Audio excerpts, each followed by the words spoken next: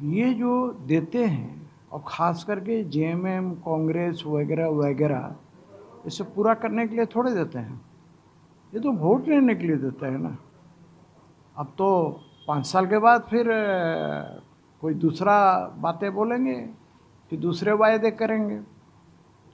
तो मेरा कहना है कि ये सरकार ने तो ये भी कहा था कि 5 लाख युवाओं को प्रत्येक वर्ष नौकरी देंगे। कितने युवाओं को नौकरी दिया इन्होंने?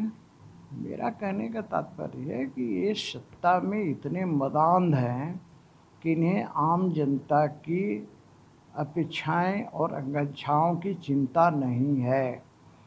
ये भूल भी गए हैं कि हमने कौन कौन से वायदे किए थे। अब सवाल है कि जनता पछता रही है, तो पछता के क्या कीजिएगा? कहावत है ना, भैल बिया मुर करबा का।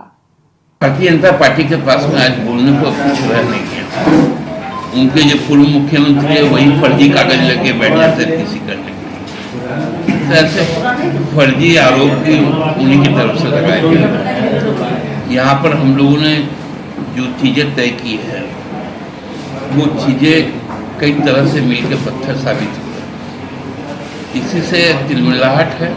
और हमने तो कहा कि 2024 हम अपना जो घोषणा पत्र है, जो हम लोगों का जो शपथ पत्र भी था, तो उसको आप लोगों के सामने रखेंगे और एक एक लाइन पढ़ कर हम लोग उसके बारे में उपलब्धि बताएंगे। तो 2024 तक का इंतजार करना होगा लोगों को। आकलन तो तभी संभव होगा।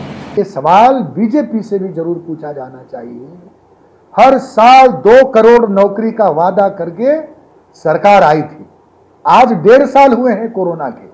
5.5 वर्षों में उन्होंने कितने लोगों को रोजगार दिया है, ये जरूर पूछा जाना चाहिए।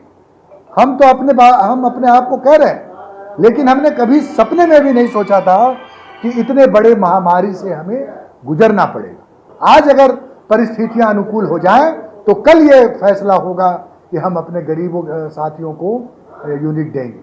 दूसरे प्रदेशों में जाके देखिए कि बिजली की दरें कितनी ऊंची की गई।